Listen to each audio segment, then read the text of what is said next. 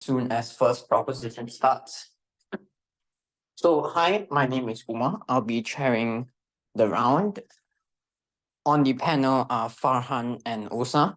So, on the motion, this house believes that animal domestication is immoral. I invite the first proposition speaker to begin when ready.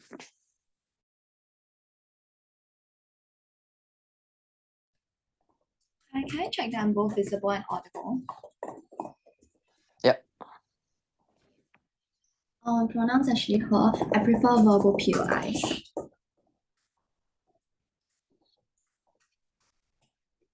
Have an inherent worth, independent from what value or price tag we put upon them.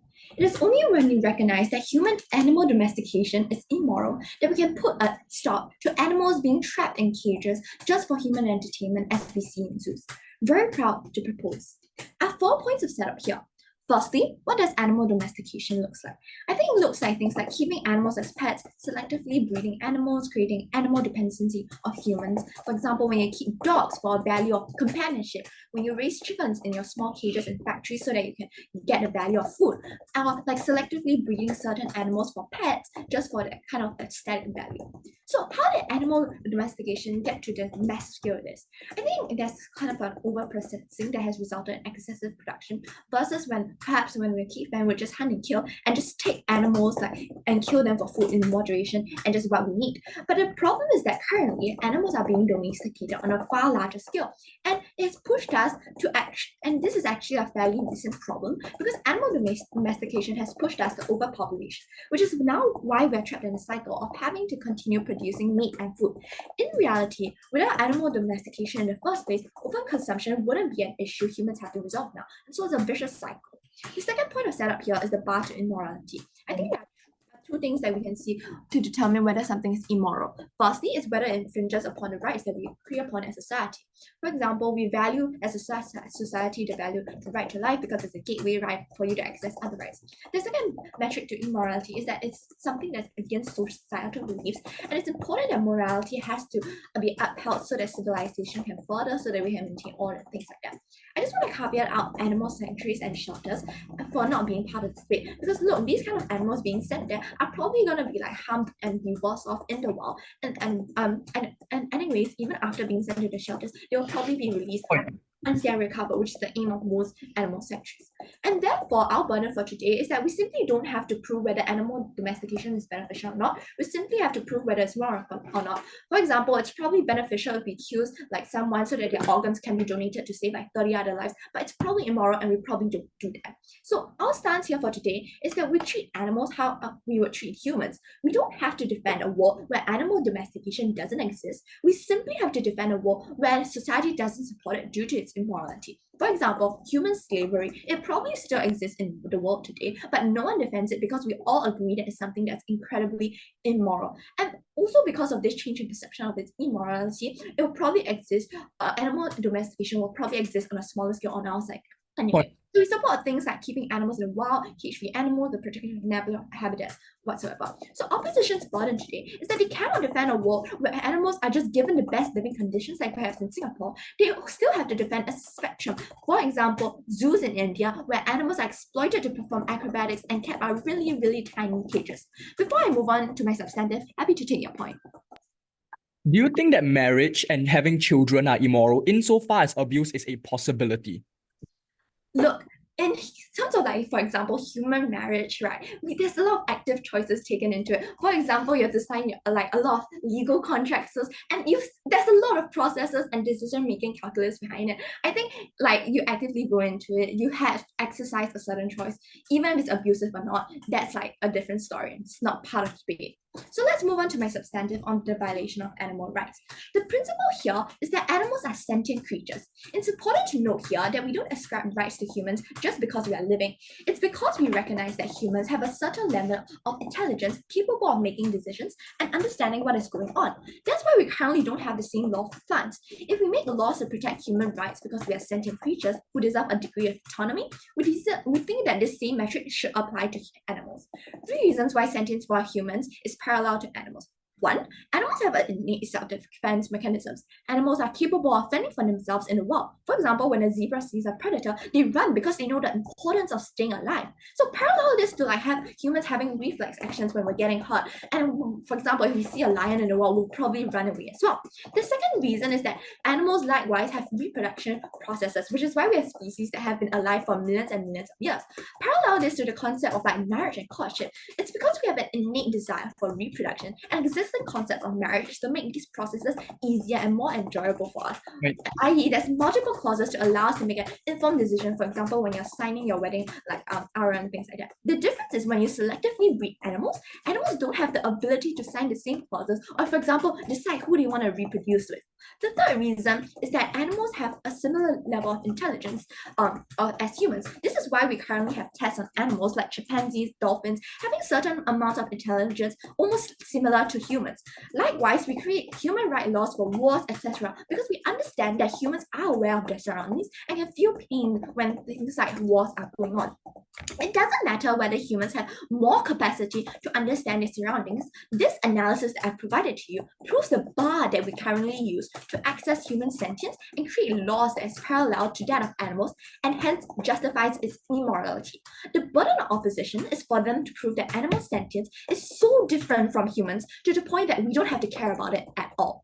So here, animal rights can be violated in 4 tiers when they are domesticated. Firstly, their right to not be property. Look, being property and having value are mutually exclusive. If you are something's property, you have to be a thing. But if you are not a thing, like what we agree animals are, you can't be a property. The key difference when animals are domesticated is that they now become property of humans and a transactional value is placed upon them. For example, the elephants in our zoos are given entertainment values. The dogs that we keep in our homes are now given companionship value. The unique difference is that there exists a power asymmetry between the owner and the property, which is the animal in this sense. And therefore, human animals lose their right to not be property, and they don't exist, and they don't have never given their consent to this. Just because we don't speak and understand animals' forms of communication doesn't mean that they don't have these feelings, because after all, they are sentient beings. The second right that is infringed upon is their right to movement. Look, a lot of times when we domesticate animals, we have to keep them in small spaces. This is true for 3 reasons. A, there's a kind of financial cost associated with it. For example, when you want to keep a zoo, how much land you have, how much cages you have, that's all financial cost. B, the reason is that simply controlling animals within a smaller area is simply easier because humans are limited in our capacity. C, the last reason is that simply natural abilities. For example, it's very difficult for humans to, let's say, chase after a cheetah, even because simply cheetahs are much faster than us. Therefore, we need to keep them in small spaces. This looks like dolphins being trapped in a measly water tank when they could be swimming in the big oceans, and this is inherently harmful to them. The third right that's violated is their right to choice and agency. So freedom of choice is something that they can experience in the wild. For example, what they want to eat and whatsoever. On opposition, the zoos remove the baby camel from their mothers. The husky from Siberia is being brought to a hot tropical country.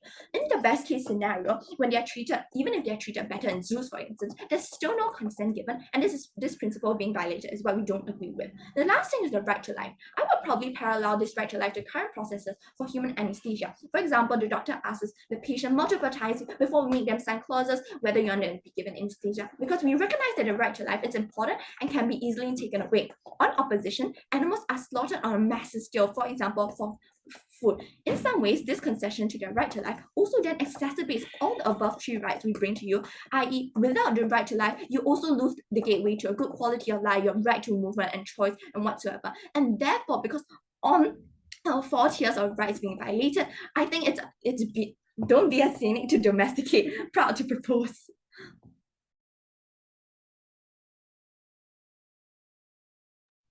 Cool, I thank the first proposition speaker. Now I invite the first opposition speaker.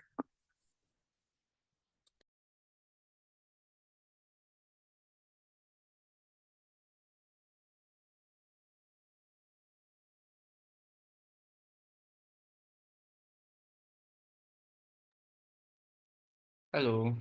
Can I check them both audible and visible? Yes, you are. Thank you. Give me 30 seconds to organize my notes. Thanks.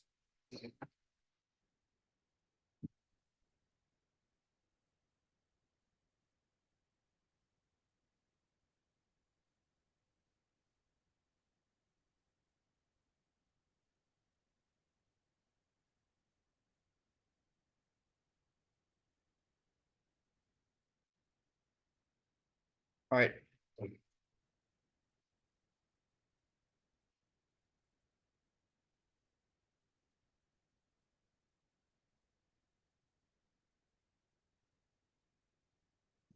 Starting my speech in 3, 2. The perception of the world around us is viewed in human lens. Humans invented morality. Nothing has inherent moral weight, and human judgment is a priori to making decisions of what is moral. This is the singular frame that Opcop doesn't understand in this debate, and this is why they're going to lose. I have 4 things I'm going to talk about in my speech. 1, on whether or not it's coercive.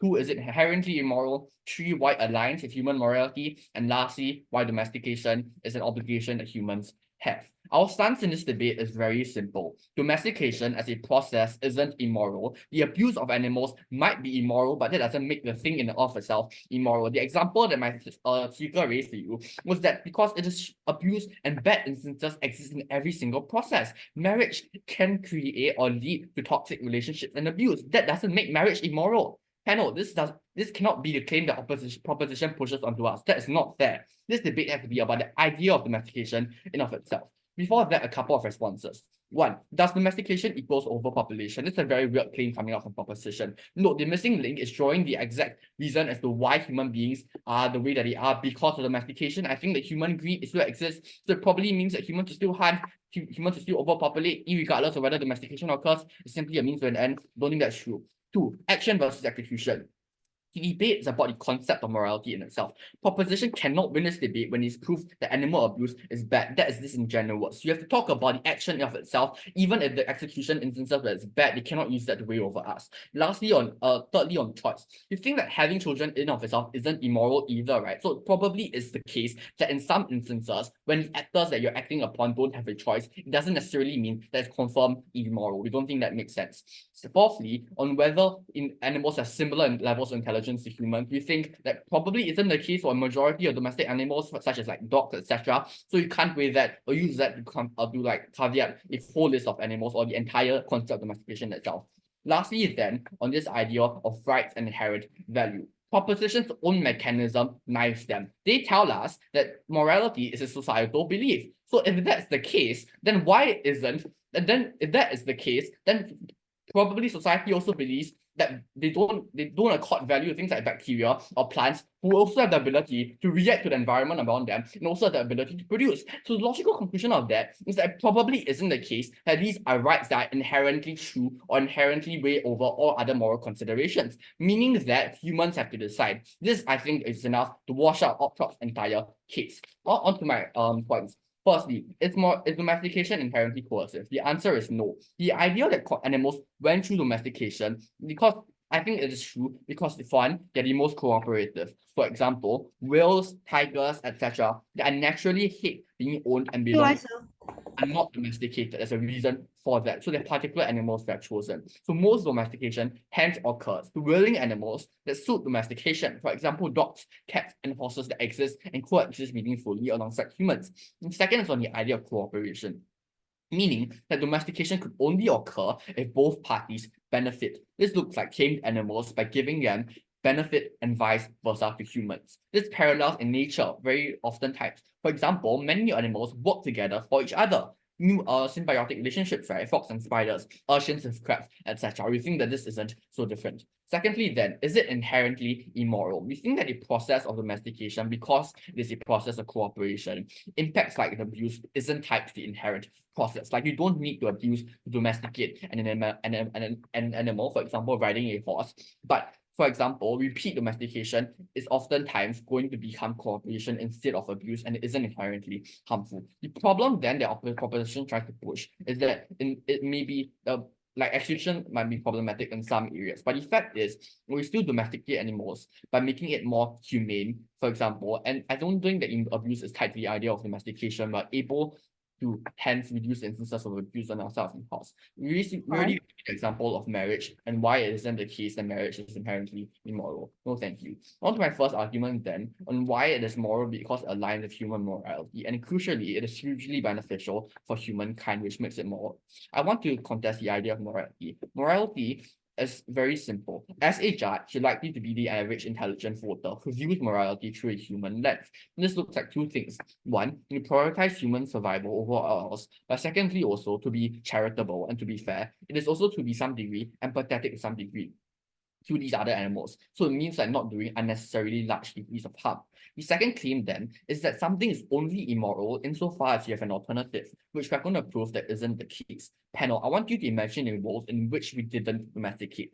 Things like basic civilization, which were crucial for human development at the genesis, looking like horses for transport, bulls for agriculture, wouldn't have existed because they were quote-unquote immoral. Or even in a status quo, where millions of humans depend on animals for emotional fulfillment. The crucial distinction that you have to make here is that humans are probably the more important actors in this debate. The logical conclusion that it is moral because it has benefited humans to such a large degree. As a human, you have responsibility to your own kind. The idea of unnecessary degree of harm, I think we take this out because it doesn't include instances of abuse. I think in many instances, many cases, it more looks like coexistence and the animal is actually happy living alongside the human because it's given food and water and care from the human. I think animals are also capable of being tamed because they are cooperative, as I mentioned earlier. Then I think it is the responsibility of the human to its own kind is being fulfilled on outside the house, insofar as you're able to extract utility in a human way. You're unable to extract utility from a horse without taming it. It was a necessity, and because oftentimes morality has to be weighed against the other, we weigh the importance of this humankind greater over the possibility of harm. Before I move on to my second and last argument on the obligation to animals, go ahead.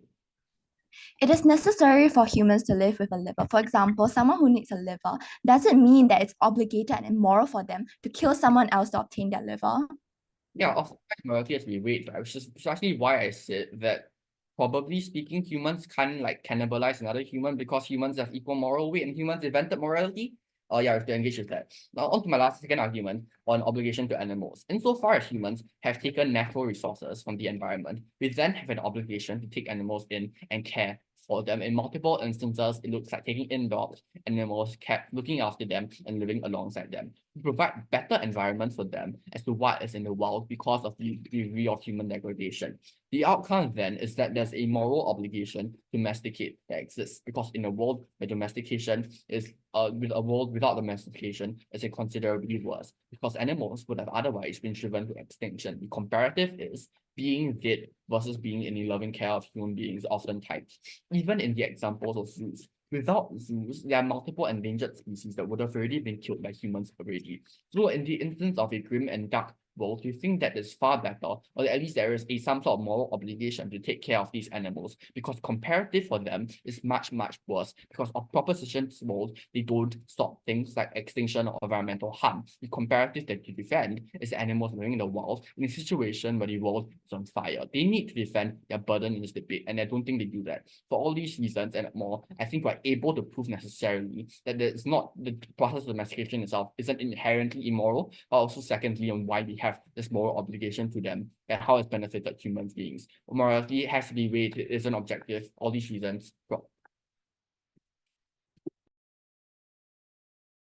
I thank the first opposition speaker. Now I invite the second proposition speaker.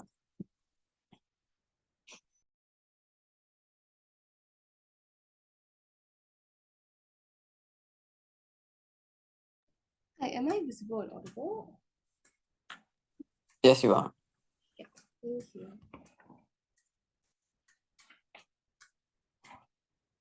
Okay. Starting my speech with 3, 2, 1.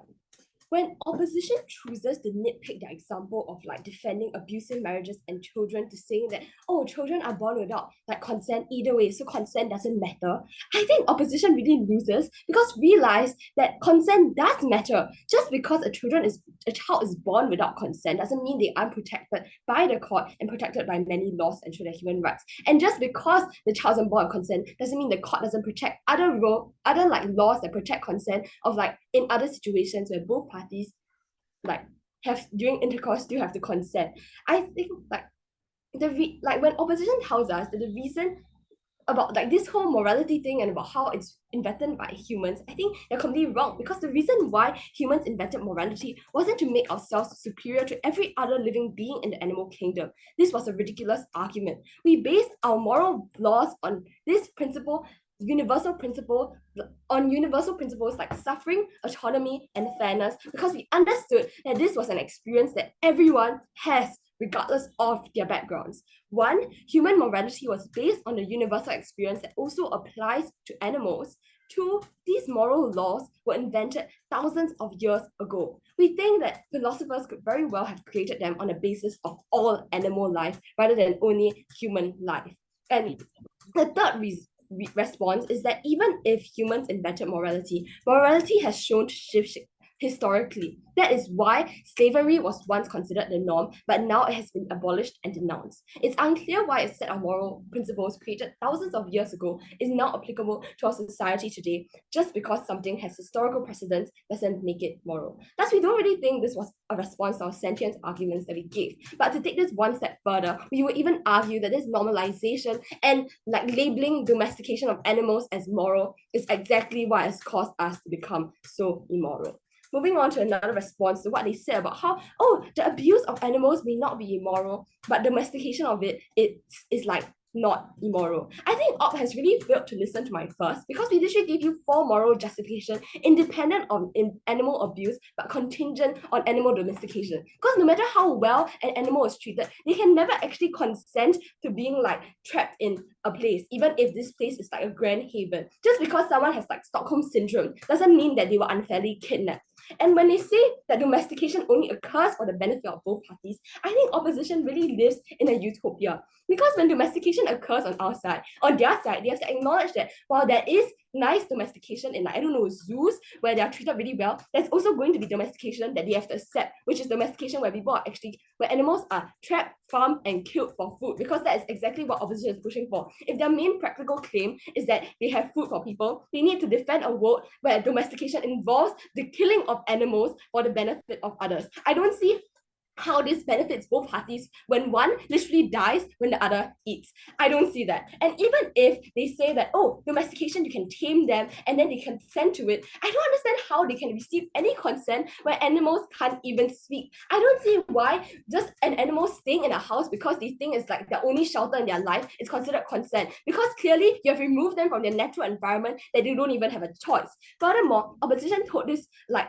weird claim about how most animals do not have the same intelligence and sentience, and hence we should just kill some over the others. I think puts themselves in a very sticky situation, because many human rights laws are not irrespective of whether humans have the same level of sentience or not. For example, humans with disabilities are also given the same rights. This is why we currently support humans with disabilities and don't just like kill them. And that's because even though we recognize that disabled humans may not have the same level of sentience as an average human, they are still someone that deserves to be protected. This is something we told you in the front when we talk about morality for entire human being and the entire human race, because we recognize that everyone has equal rights that need to be recognized. And furthermore, too, even if animals do not have the same level of sentience, we don't think there's an objective way to test sentience. And existing IQ tests may not even be accurate for people, because some people just score multiple different IQs in their life. I don't see how they can even hinge their case on this. Furthermore, opposition tells us about how something is only immoral when they have an alternative. Okay, thank you. There are plenty of alternatives to like domestication of animals. We tell you there's lab-grown foods, there's veganism, there's wild hunting of animals. Exactly because there is alternative, it is so immoral. They literally prove our case for us. But even if we take their extreme characterization to say that there's no alternative at all, there are many instances where even though there's no choice, it is still immoral and people still don't do it. I.e., in a world where there's really no food at all, the opposition like defend people like going towards cannibalism for survival and see that as moral? I don't think so. We question how moral their alternatives of animals having better environments, because I mean, yesterday we literally saw someone having a husky in Singapore, even though huskies are only supposed to live in like the cold. Okay, now moving on to my substantive about the practical harms animal domestication does on society. The premise of this argument is that we don't have to defend a world where animal domestication doesn't exist. However, we defend a world where rather the general populace look at animal domestication as immoral, and in that world we can claim that there would definitely be much less acts acts of animal domestication being committed, because clearly morality has an influence on action, and definitely much less animal domestication will happen to a much less extent than what happens on opposition. This is exactly why we can claim that overpopulation won't happen and overconsumption won't happen, as I'll prove more later. And in this comparative world, we claim multiple practical benefits to the ecosystem, to the human race, that will outweigh anything opposition gives us. The first impact, domestication, causes overconsumption. Due to the widespread adoption of animal domestication, which we argue is caused by animal domestication being seen as moral, comes the rise of farms and mass breeding of animals. The act of herding animals from the wild and partaking in mass breeding to create many produce is one of the biggest reasons people find the capacity to overconsume, as compared to our world, where people will continue to hunt for food or does not even eat animals in the first place, or hunt in moderation, because one, it's much harder to hunt in excess since it takes much more effort than killing farm animals. Two, if they do hunt for like too many wild animals, they will directly see the ecosystem deteriorating and realize the unsustainability of their overconsumption, which is unlikely to happen in opposition, where farming and massive breeding of animals forms this illusion of the capacity for overconsumption. What is the significance of this argument?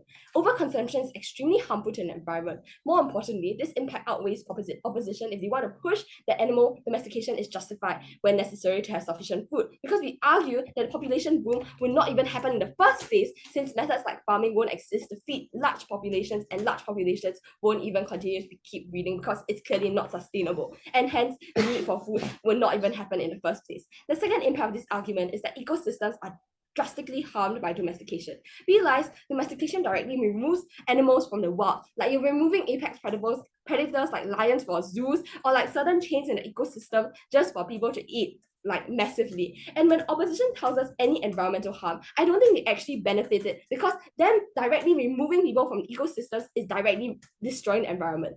The third impact, domestication causes human disease. Animal domestication is the only reason why we have so many caged up bats ready for consumption in one place, which is the only reason why global massive fatal disease outbreaks like COVID-19, SARS, Spanish flu that can lead to the deaths of millions of people happen. The significance of both these impacts is that if opposition doesn't want to acknowledge human rights as equal to animal rights, they still violate human rights regardless with animal domestication and don't fulfill any of their principles, and hence be a cynic against domestication propose.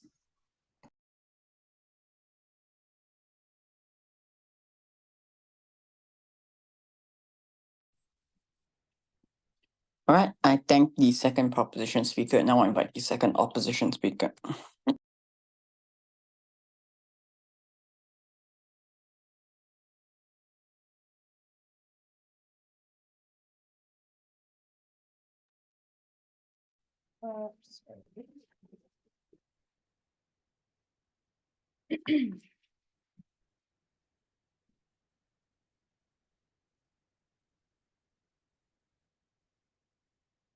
I'm going to be starting my speech in 3, 2, 1. As a human with, and I quote, the same IQ as animals in the wild, I want to target 3 big questions. Firstly, is it coercive? Secondly, is the process inherently immoral? And thirdly, on our obligation to animals. But later on, I'll also touch on this entire idea of overconsumption due to like overpopulation, etc. But firstly, on whether it is coercive, right? What does side proposition say? Firstly, they bring up this entire idea on consent. Recognize they actually spent a lot of time on this, even though we have already told you in our first speaker that consent, that like, number one, we think that consent already occurs once these like animals are domesticated, insofar as the animals that are domesticated in the first place are ones that are cooperative. They look like dogs who actually have like basic and emotional needs fulfilled, right? This doesn't actually look like orcas who in the end they will like kill their zookeepers, for example, because they've been like abused so much in zoos. We think that therefore animals that are domesticated are the ones that are benefiting for it, and therefore the side proposition also cannot claim that farm animals don't actually benefit from like being farmed at all. We think that if they are given like food and companionship, and they're able to like roam around, we think that in those cases they actually do benefit. But what they then say, they talk about this entire thing about like, oh, but there are laws that need to protect those who don't consent, like for humans, right? We tell you that exactly. We think that these laws will also exist on our side insofar as like regulation will be in place. like as their first speaker has already said, hold on a moment. As their first speaker already said, like animal slavery is already not accepted in status quo. Therefore, we actually think that these would pressure governments if they don't already have like regulations to protect against like animal exploitation in like massive factories, right? But before I move on, yeah, sure. The argument for animals living in a good environment is premised on humans being benevolent. Why do you think there are currently many huskies being shipped to tropical countries to be kept as pets? Okay, firstly, we see that like if huskies are being able to like bring these like as pets, right? We think that as long as they are able to like number one, be able to live a proper life with their like companion, so for example their guardian, right, and also be able to like being fed, being pampered, we think that this isn't actually considered like exploitation, or we don't actually see any like humongous harms in this case. But moving on, so we really think that if regulation are really going to prevent like exploitation from happening, we think that therefore like this entire like idea of consent falls insofar as we like laws are already like improving to protect the life of these animals. But moving on, they've also said, we already told you as well in our first speaker, they're like, sorry, yeah, so this exploitation. Therefore, we win this clash insofar as these like we prove to you why animals are not inherently exploited. They are able to still like live lives that have their emotional needs and like their basic needs fulfilled, and we also prove to you as to why these animals have inherently already given consent, right? But secondly, on the question of whether it is moral, so what does side proposition say? They said like, oh, we cannot claim humans as superior when we look at morality. I'm sorry to tell you, but this is exactly how morality works. We are the ones defining what is moral, right? So obviously we're not going to think that like, oh, I am not moral enough to define what is moral, therefore I will define what is moral. That's not right. We all inherently believe that we are like, as like humans, when we define morality, we will have to believe that what we know is moral. Therefore, we think that actually like knowing. Why?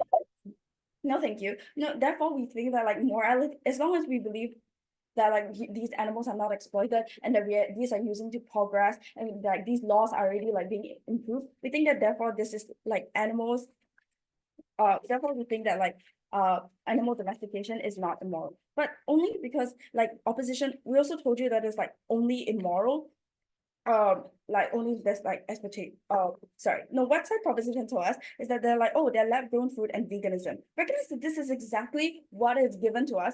Like this only developed because of domestication, right? Only because we saw like, oh, these are like the lives these people that are like these animals that are abused live, and therefore we need to have like lab-grown meat, for example, like Impossible Burgers, right? We think that therefore, because of domestication that brought light to these issues, therefore we have like such lab-grown meals. But we think that we already explained to you in our first speaker as well, these were inherent for like evolution in our society, right? Because the things like transport, things like food, we think this is likely the case that domestication is important and is for like our evolution, and therefore we don't think that is inherently immoral.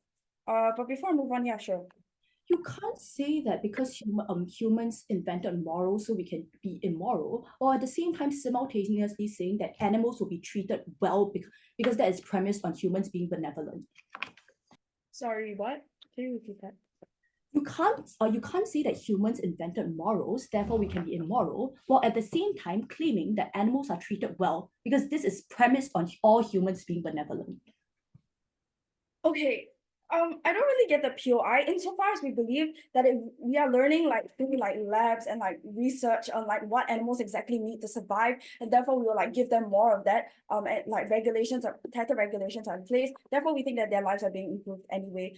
We don't necessarily think that like because humans are immoral, therefore they are unable to actually improve the lives of animals. But moving on whether like the obligation we have to animals, right? Insofar as we have already said that it was like their involvement was like inherent for our evolution, we think that now like having to like domesticate, like even in zoos, for example, protecting like almost species going almost into extinction, we think that therefore we actually have this obligation to protect them insofar as if they were released out in the wild, there will be like unregulated hunting of them, etc. And therefore we actually think that this is a lot better on our side insofar as we fulfill that obligation, and also to like raise awareness to like other people who visit these zoos that these are the animals that are extinct, and raise awareness more on like the lives of the animals and what they necessarily need because of like improvement of zoo facilities. But moving on to this entire idea of overconsumption, right? Recognize the side proposition has actually spent a lot of time on this. So what did he tell you, right?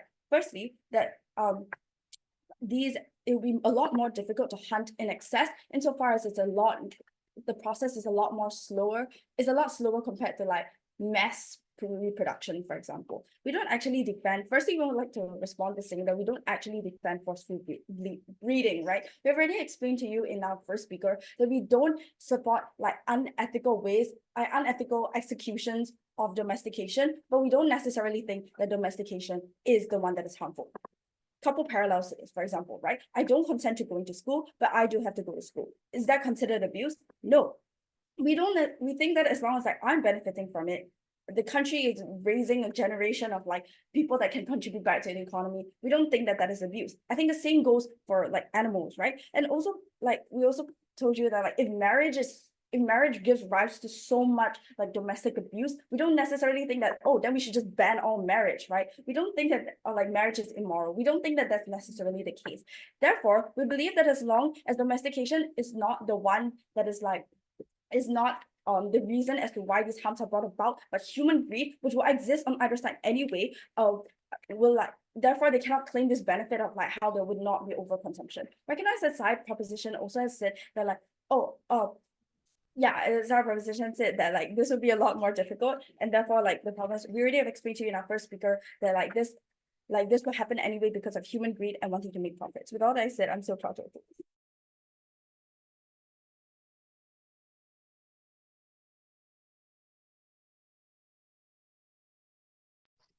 Right, I think the second opposition speaker, let's have the third proposition speak. No. Right, can I check that I'm audible and visible? Yep, you are. Thank you. Give me a moment to pull out my timer.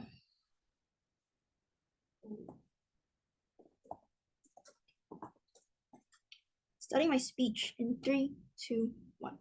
Before I move on to my 2 points of framing and clashes, I'm going to take down that whole idea that the premise of morality being decided by humans necessarily means that we have the ability to do whatever we want.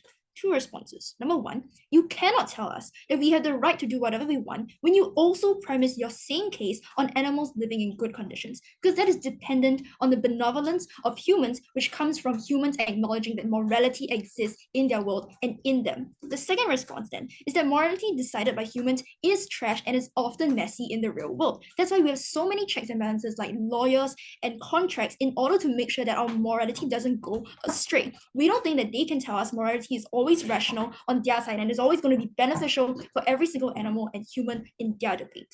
Moving on to my first point on framing, and I'm going to do some housekeeping here. What exactly is the opposition burden that they have failed to fulfill? First of all, I'm going to clear this up. Their claim is that abusive domestication is immoral, and that's a lot of their case, but not necessarily the act of animal domestication itself. This is uncharitable, and they are also shirking their burden. They necessarily have to engage with the worst case scenario on their side, because my first speaker tells you that the act of domestication itself already has terrible impacts alone. Things like disrupting the ecosystem or giving animals mental and emotional stress simply by being taken away from their fathers and mothers in the wild. Second of all, they're pretty much saying, let's just defend the act, but not the impacts. Look, acts come with impacts. This is ridiculous because humans don't view the impacts as immoral, do they? This means that the worst extent of domestication is often part and parcel of animal domestication. Things like selective testing and things like using lab rats, they inadvertently do have to create things like mutations in rats in order to reach their end goal. We think they do have to then defend the impacts and the bad case scenarios on their side. The last reason for this is that because morality doesn't impact on their side, animals do not have the natural checks and balances that humans have, things like lawyers, contracts. So when they want to tell us about the symmetry of animal domestication to things like abusive marriages, you don't think they're going to be able to prove that as well. Moving on to my clashes on who actually determines whether something is truly immoral and who wins this debate. We have 2 metrics that I set out to you by my first speaker. Number 1, the rights extended to animals, and number 2, the duty of care to the environment around us. First, on the rights extended to animals. They tell us two things. Number one, providing symbiotic relationships. I think they tell us that parties have to benefit both ways for them to coexist. Yes, but clearly the extent of benefit is wildly different. This is between the animal dying and you getting a nice steak dinner. I think the right to life here is then definitely compromised on their side, because I think the extent to benefit is very much different. When we tell you the premise of our case is that both living creatures are then sentient creatures that deserve the right to life. They never contest with the large majority of my first speaker's speech and simply just try to shirk their burden for a majority of their two speeches so far. The second response then is this idea of coercion. Two responses. Number one, first of all, just because they can't express choice in the same way that we do, through things like talking and through things like going onto the media to talk about what we think and our opinions, doesn't mean that there isn't the capacity for us to believe that they don't want to be domesticated. We think they try to shirk this burden by simply saying that they can't tell us, but we think that there are many ways that animals have shown that they are under mental emotional stress, and many scientists or things like zoos and farms have done investigations as to see how the animals' stress levels change when they are domesticated versus when they are out in the wild or in sanctuaries. The second response then is that opposition cherry picks animals like dogs and cats, which are proven to be genetically amicable or favorable to social interactions. They then try to caveat out and try to ignore every other animal that doesn't have the same genome. We don't think that they can do that. But before I move on to my next part, their argument on animals having good environments, which is their whole idea of coercion, is also premised on any existing rules and regulations working. Yes, there may be some regulations right now, but it is also easy to bypass. That is why we see things like chickens being caged for their whole life. Again, a worst case scenario brought to you by my first speaker that they don't necessarily try to engage with. The second clash here then is this idea of duty of care to the environment around us. Two responses. Number one, it tells us, well, we need to prevent things like animal extinction and things like animal rescue. So morality is really important on their side. Look, animal rescue is an argument for our side. Clearly, if people are trying to rescue animals that are about to go extinct or species that are going to go extinct, they clearly realize that morality matters in this entire debate. But three responses anyway. The first thing I want to point out is that this is a timeline debate. Opposition exists in the status quo, where animal rescue is necessary, whereas proposition exists in both time periods. And I'm going to show you why. In the status quo, realize the current reason why animal rescue is needed is due to things like invasive species introduced to ecosystems by humans themselves. For example, a lot of Norwegian rats are spread through like the Pacific Oceans and Pacific Islands simply by stowing away on ships that were used to do things like fish or stow cargo in the past. The second thing is something my first speaker brings to you. Things like overconsumption and processing, and not in moderation, insofar that we increase the amount of population we have and therefore increase the amount of meat and food that we need to consume. The third thing then is that things like wanting to have beautiful animals immortalized or kept at home. On our side, we don't think you're going to have these problems if you do support morality. But the last response here is that even in their world, in status quo, we would still reject animal domestication in order to reduce extinction, because we think we'd rather trade that off for a few reasons. Number one, the speed and frequency in which you rescue animals simply doesn't measure up to the speed at which we consume them, which means you can never have a measure of balance between you rescuing the same amount of animals that people are currently consuming in the status quo, because we necessarily consume a lot more chickens, a lot more cows, and a lot more fish than you are rescuing. The second thing then is that the destruction of environments still continues when you do try to rescue these kind of animals, because you necessarily have to enter the ecosystem and then bring them out of it in order to help them recover and then put them back into it in a different way and with different physical adaptations. Moving on to my second response on the duty of care to the environment around us. I think the second thing they want to run then, well, it benefits the human race. Look, this is the most ridiculous part of their case, because this is hinged upon a premise of overconsumption, which cannot be paralleled to things like hunting years ago, which is likely done in moderation. What this means is that animal rights laws currently exist because people acknowledge the right to life. It is simply curtailed because society's selfish, unlimited wants for personal benefits takes over their sense of morality, which occurs in many circumstances. The only reason why this is particularly unique is because it doesn't have the same checks and balances that we extend to other parts of morality, which often includes humans and not animals. Our premise then is the sentience of life. So you either reject that premise or concede that you don't care about the same things for humans. Opposition has to choose, and they can't have like both sides of this world, right? We think that when we tell you about the right to life, we think that it's an often given option or given thing for a lot of humans. So things like no one thinks that unemployed people should die, because it's not about the utility of animals. But so why do we actually extend the same idea of utility to animals instead. We think we give way to less regard for animals even in great conditions. And here's, I'm going to do some weighing. Let's engage with the best case scenario anyway. These are the domesticated animals that exist in supposedly non-coercive ways with humans like dogs and cats. I think the act of domestication itself is bad, but realize that in these circumstances, things like genetic engineering still exist because people like dogs with folded ears or short tails or whatever, and they're still going to do those things. The second thing is that they necessarily then decide which animals should die or live. When you reject the premise of morality, you then reject the rest of their other rights, because you think about animals dying in terms of utility and not simply about their right to life for every single sentient animal. Panel, opposition refused to engage with the detailed and important mechanisms my first and second brought to you, which is the precise tipping point we take this debate. Opposition has to choose. They either pick a world where they don't care about animals and engage with a lot of overproduction and consumption for which they cannot simultaneously talk about the same measurement of animal rescue, or picking and choosing animals, or simply just concede to us. For all these reasons above, please go with side proposition. Thank you.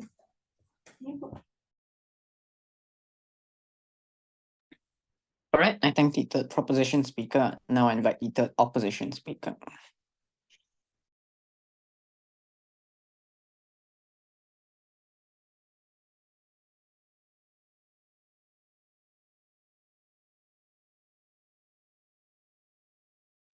Before I begin, am I audible and visible? Yes, you are. Give me a moment.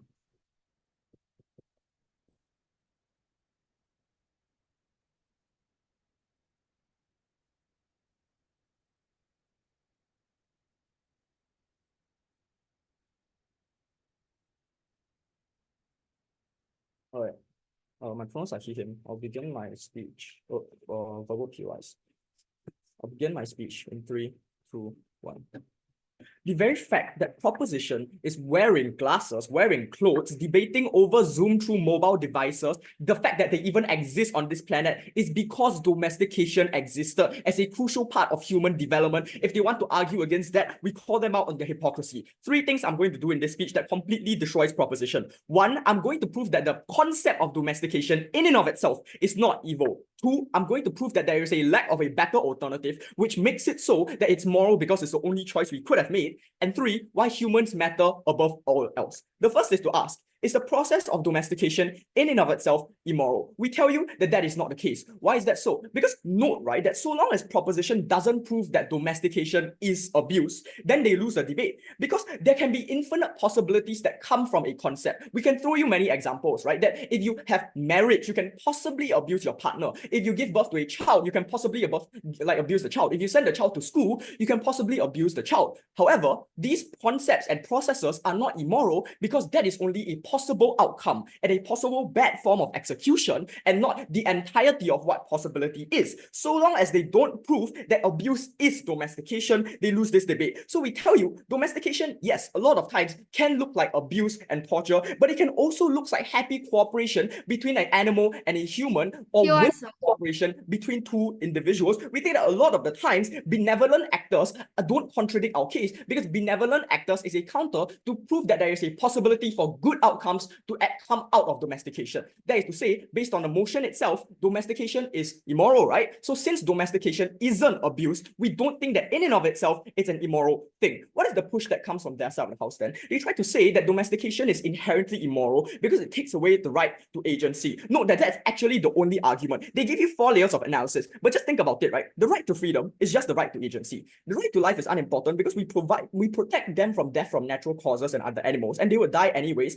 And the right to movement is hinged on abuse. So the only argument that they actually have to claim that domestication is inherently bad is that it reduces right to agency. What is the competing analysis then? We think that first of all, animals don't have the agency to choose how they are born in the first place. They could be born in the wild, they could be born in a farm. We don't think that agency is something that's within their control on their counterfactual either. But second, we say that agency is something that these animals took part in to become domesticated. Really, do you think the first batch of domesticated animals like dogs and cats and horses did so against their will? Do you really think that humans didn't provide them with companionship and food and gave them benefits that were better than the natural environment could provide them with, given that they were hunted down? We think that it's much more likely that the sophistication that my previous speaker brought to you is a far more compelling analysis of why animals chose to be domesticated for their own benefit as compared to a lack of agency. Because of that, we prove the first point, which is that domestication as a process, as a concept, is not evil. Second, is there a better counterfactual? Something to note is that something is only immoral insofar as there is a more moral alternative that you could have turned to. What we tell you is that that cannot be the case. One, the counterfactual on their side of the house cannot look like modern society, given that like the way you eat lab-grown meat is provided, given that society developed far enough technologically to be able to eat and produce lab-grown meat in the first place, which could not have happened without domestication, without agriculture being pulled along by cows plowing the fields, without traveling being available through horses, without you being able to develop society to hunting better with dogs and cats. So we think that insofar as lab-grown meat is a modern counterfactual, they can't co-opt that benefit. What is the competing analysis? We think that they say that their counterfactual is going to be more moral because there's a lack of overpopulation and no excess consumption. We disagree with that. What does their counterfactual actually? Without technological progress, we think it looks like the Stone Age, where we hunted these animals down, we instilled fear into their bloodline, we slaughtered their entire families for food. That is what happened. What happened was that individuals could torture these animals, these demented people can torture these animals, and this goes unchecked because society haven't developed to the point where laws and regulations could be put into place, where animal sanctuaries are built to prevent them from being harmed. The counterfactual that looks on their side of the house is one that's inherently immoral. Why is it that our counterfactual is more moral? Because we protect these animals from going extinct. Note that if humans really lived in the Stone Age, we would have hunted these animals to extinction because some animals just can't counter the force of human that looks like sloths, that looks like your other animals that literally got hunted to endangerment. We protect these animals on our counterfactual and we make sure that they stay safe within zoos and that makes sure that these animals are safe. We have a moral obligation given that we've hunted these animals down. So we prove that on their counterfactual, animals suffer more, and because of that, this alternative was the only thing that we could have turned to protect these animals in the first place. Because of that, we think that this is a moral choice. But lastly, why is it that we have an obligation towards humans above all else? The first thing to note is I'm going to counter their claim on why we should place moral priorities on animals specifically. The first thing to note is that they say we have a similar level of intelligence with animals. This is just like downright not true. Like, how about you go debate a dog? Obviously, that's not going to happen, right? But the second is to say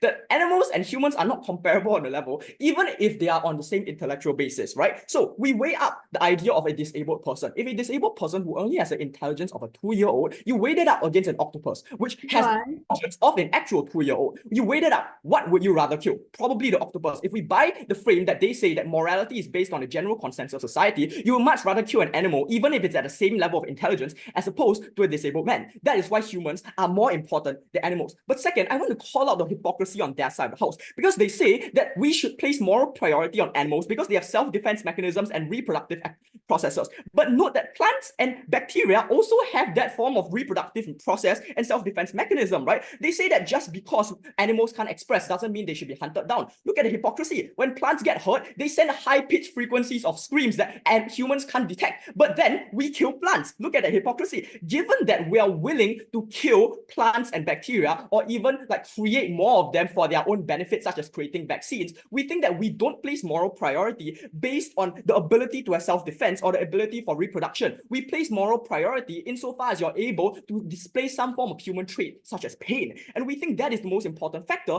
Because of this, our priority towards animals are not very high. But why is it that we have priorities towards humans? It's not because morality is a human concept. It's because we ourselves are humans. Think about it, right? Is cannibalism okay? No. But the vast majority of society considers eating meat okay. Is killing animals okay? On their counterfactual, maybe not. But the vast majority of society is willing to kill animals over literally murdering a human being. Because you are an average intelligent voter, you're supposed to be devoted to your own race. And we presume that the judges are Homo sapiens in this room. So it's probably likely that you need to have some form of obligations towards humans. And why is it that domestication is the only way to fulfill this moral obligation towards your own species? It's very simple. Domestication is a crucial process that needed to happen within the realm of human development, because without domestication, humans would never live in the world we do today. We'll still be living in the forest, hunted down by lions and tigers. We'll still be living in a world where healthcare and education isn't accessible. We'll be living in a world where instead of yapping over here, I have to go hunt down literal baboons. Because of that, we think that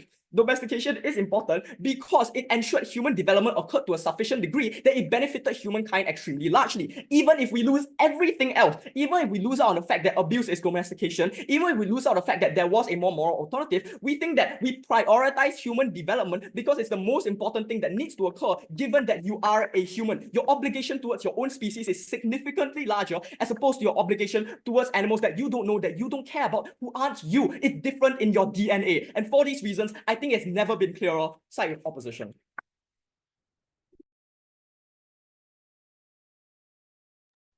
All right, I thank the third opposition speaker and now invite the opposition reply speaker.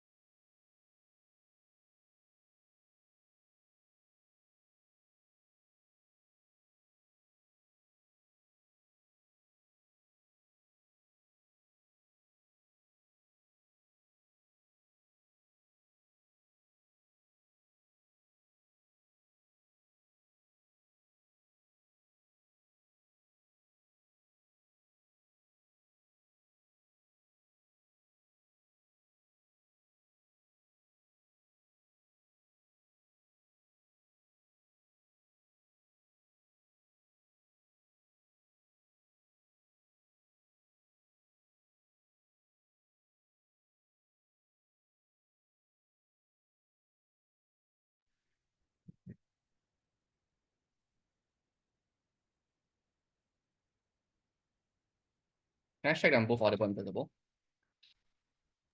Yes. Okay, thank you.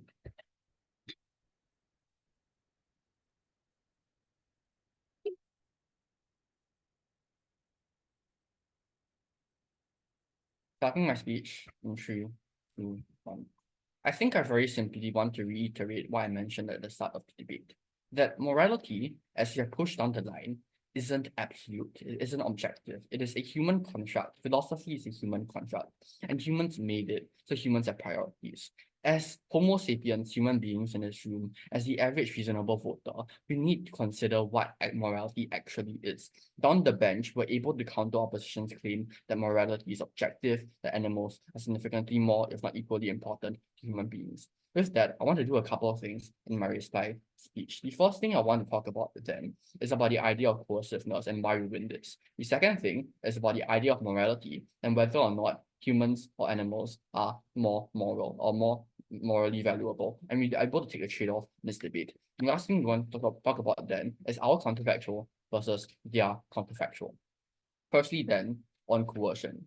Down the bench, we told you that animals were not being forced into coercion. My third speaker, Fabian, already told you that consent in of itself or agency in of itself isn't exclusive because no one can choose where they're going to be born, much less animals. But furthermore, he also gave you crucial mechanization as to why it is that agency, or as to why it is that in majority of the times, these animals are animals that are cooperative, because at the genesis of humankind, and probably wouldn't have been able to domesticate a tiger, a whale, a orca, for example, because it simply doesn't match. And we give you the example of symbiotic relationships as to why it is that oftentimes this is a form of cooperation between the animal and the human being, and there's mutual benefit.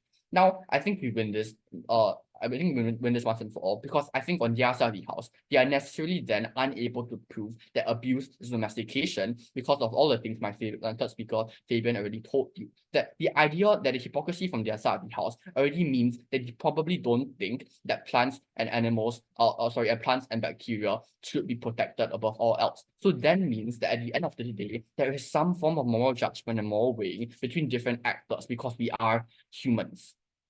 Secondly, then, on this idea of whether or not humans or animals are more moral actors. We already told you down the bench that it's probably the case that human beings are going to be prioritized to a greater degree. Their counterclaim was that on the idea of intelligence. My third speaker, Fabian, already weighed this off in that of the example of a 2-year-old octopus and a 2-year-old disabled person, mentally disabled person. The very obvious trade-off that I think everyone in this room can make is probably that you'll kill the octopus, that it will be immoral to kill the human. This points towards a more idea of morality that's centered around human beings, in that human beings have inherently more moral weight than that of the animal. It's because we are human, because we are the same kind, and because the idea of conception of morality was created around us. It doesn't mean that we're going to kill animals all the time. It doesn't mean that slaughtering or torturing animals isn't a bad thing, but necessarily that means when it comes to the crunch time, when you don't have an alternative, you're going to choose a human because that's the more moral action. Now, lastly, I want to talk about the counterfactual. Notice very clearly then that on our side of the house, we're able to push to you that absent of human domestication, absent of dogs and cats or any other examples, animals will probably be dead. They never actually responded to this, right? They never actually responded to the claim that on the other side of the house, it will probably be the case that your animals are being hunted down. The extinction, human degradation of environment probably means that they go extinct. Sloths, animals like platypuses, for example, all of these things will have gone extinct on the counterfactual, at least on our side of the house with some form of protection. I think at the very end of the day, the very simple way is having a good life or even a slightly bad life versus not existing at all. The weighing is incredibly simple. I don't think they actually responded to this. I think for all of these reasons, the ballot really hasn't been ever clearer. Sorry. Cool. I thank the opposition reply speaker and now invite the proposition reply speaker to close off the debate.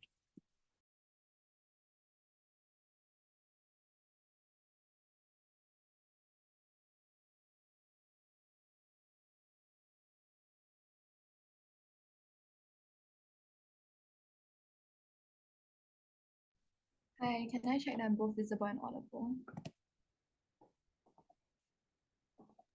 Yes, you are. Okay, thank you. Panel, opposition is very confusing.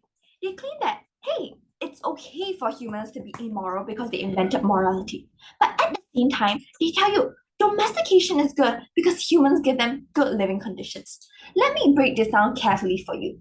1. The argument of humans inventing morality suggests that any abuse stemming from domestication is alright because we made morality. 2. On the other hand, notice that the argument of humans giving animals good environments is entirely premised on all humans being benevolent. They never prove why some existing rules and regulations work, which is why we currently see millions of chickens being caged for an entire life and being slaughtered for food. We can see that maybe some animals get better living conditions, but the majority doesn't. We pointed out from the start that they all had a fundamental contradiction in this case, but it's too late now. We never had to prove that all animals are abused. Our stance was simple from the start, that if some animals were currently harmed because of domestication, we think that this is already immoral. We're still going to engage with them in their best case. 2 clashes for you today. Firstly, on the principle on which side best protects animal rights. We gave you from first 3 structural reasons as to why the sentience of animals are parallel to humans. 1, self-defense, reproductive processes, and intelligence. Our justification was then that, oh, most animals are less sentient and less intelligent than humans. This is simply untrue. For example, there are a lot of animals like monkeys which have been shown to have equal IQs as humans being used in lab tests. My second and third told you that. But even in their best case that this is true, they never engage with the parallel that we gave them. The reason that we have rights for disabled and low IQ humans is because we acknowledge that they also have some level of sentience. It's not because that, oh, because you're disabled, I'm going to give you one less right than the other humans. It doesn't work this way. They then shifted their entire case to, oh, humans have the greatest obligation to their own ways. 1, this debate is about morality, not obligation. Opposition has never showed how they equate to each other, and their idea of obligation is again often hinged on the manner of practical benefits human gets from eating chickens. But their second underlying premise is that the difference between the species is the extent of intelligence cap. So what is Op exactly trying to defend? Different animals having different intelligence level? Would they allocate 5 rights to orangutans and then 3 to chickens? Next, we tell you from first that there are 4 different rights and levels that animal rights are being violated. The right to not be property, movement, freedom of choice, and life. Op tells you that, hey, immorality judges byproducts of human ideals. These are very just created by ourselves. We can't trust them. Okay, my third speaker has already told you that morality decided by humans and is often flawed, which is the whole reason we have checks and balances to make sure people don't screw it up because they're too careless with morality at times. Morality is supposed to be keeping people in check because preserving morality is often an expense on themselves. And also, if it's true that they don't trust the human perception of morality to such a great extent, it's unclear to me then what is their line of difference between animal abuse and animal domestication on their side. Opposition doesn't have clear But sure, even if they want to run on the case that animal abuse is the only thing that is like immoral, sure, we can agree in that. But opposition loses when they don't actively engage with how animal domestication is inherently bad on itself, which we proved to you down on our bench. So the way here is that we doubt humans are necessarily massively affected because of viable alternatives like veganism that's currently being supported. But even if it's true that humans are affected, their best case, by the way, we told you that we're happy to trade this off because if you could never objectively prove that animals had less sentience than humans, and moral laws could have been historically built upon the universal suffering also experienced by animals, we never saw the clear difference. On ability, humans had more ability to support themselves without domestication, so because of viable alternatives, what animals didn't. That's why we trade off. And the last quick clash on which side best protect the ecosystem. Opposition just tells you, it's necessary, without it we'll be in the Stone Age, we don't have agriculture, yada yada yada. But look, my third speaker already tells you that there's no way they win this any time period because the lack of care for animals is necessarily meaning that animal rescue can ever save the same amount of animals we can consuming, but also recognize that opposition never proved a crucial link between necessity and morality. I can do a lot of things that's necessary, but it never proved to me why it's right and it's moral. Be a cynic against domestication. Proud to propose.